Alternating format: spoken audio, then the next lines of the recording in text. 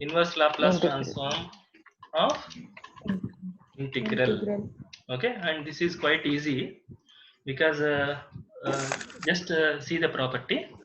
What is so in which property integration of f of s is involved in Laplace transform? Division by T property. Division by t property. T property. T property. Okay, so what is that? A Laplace of f of t by t Equals to f of t by t T. equal to integral s to infinity F of x. capital F of x dx. You remember what is capital F? Inverse transform of numerator. Capital F is inverse transform of numerator. Now if I want L inverse on both sides, what do you get? L inverse of integral s to infinity f of x dx is going to be equal to 1 by t into f of t. What is f of t? L inverse of F of s. f of s. L inverse of f of s. But what is f of s? What is capital F? Integrand. Please remember that it is integrand. So whenever you want to find out inverse transform of an integral, find the inverse transform of integrand and divide with t. I am repeating. L inverse of integral is inverse transform of integrand By T. multiplied with 1 by t. Divided. Divided with t or multiplied with 1 by t.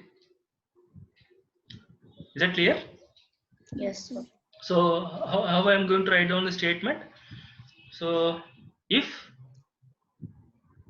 so theorem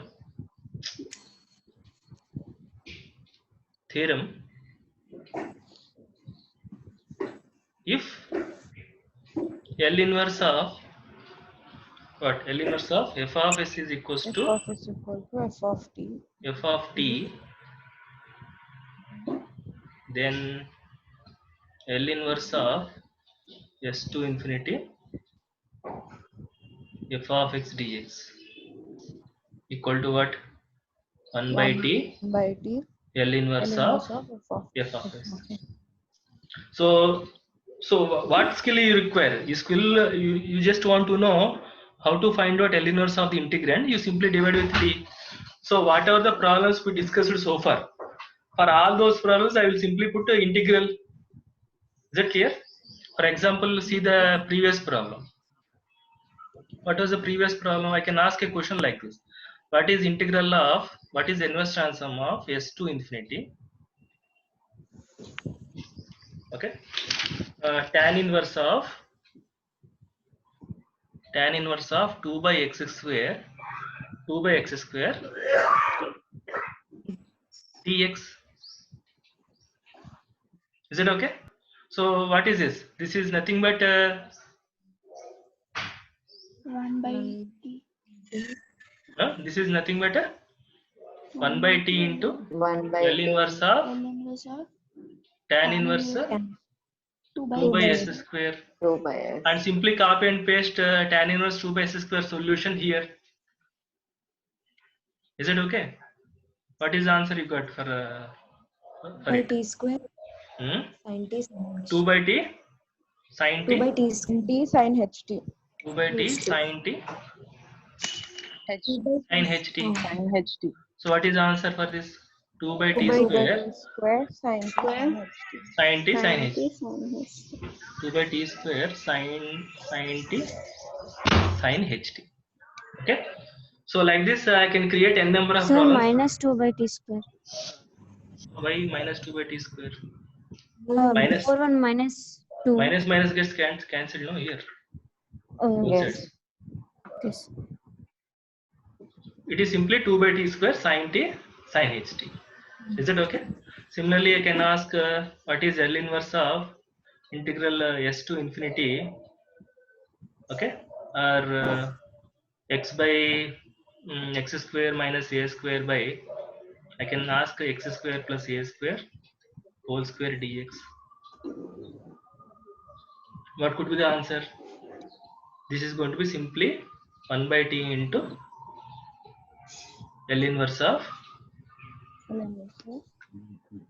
S square minus A square by S square plus A square whole square.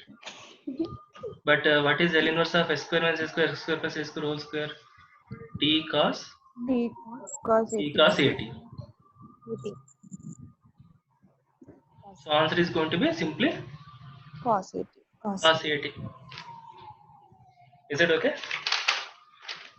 So I'll just write one more problem and stop. Okay.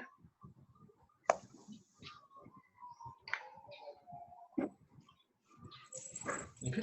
So for example, if I want to have L inverse of integral s to infinity 1 by x minus 1 by x plus 1 by x minus 1 by x plus 1 dx. So what is this? 1 by t L inverse of 1 by s minus 1 by s plus. S plus 1.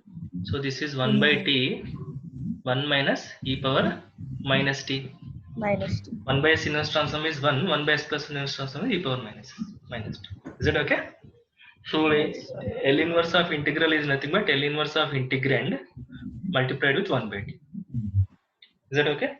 So with this we have completed all the properties on inverse Laplace transforms. So out of 4 methods, we have completed 3 methods for finding inverse transforms. I said 4 methods are, one is a table look method, second one is property, third one is partial fractions, fourth one is convolution theorem. Right? So we finished the first three things. So in tomorrow's class, I'm going to discuss convolution theorem, which is very, very, very, very important. Okay. So from now onwards, whatever the transform you see, okay, whether it is Fourier transform or Henkel transform or Laplace transform, all these transforms mainly uses the concept of convolution theorem. So which is an important concept.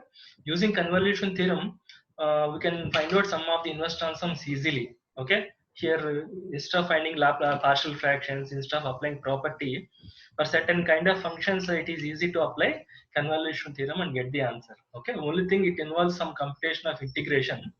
So you all should be good at integrating the functions. Okay. So that we'll see tomorrow's class. Okay. So I'm going to end this one. Okay. And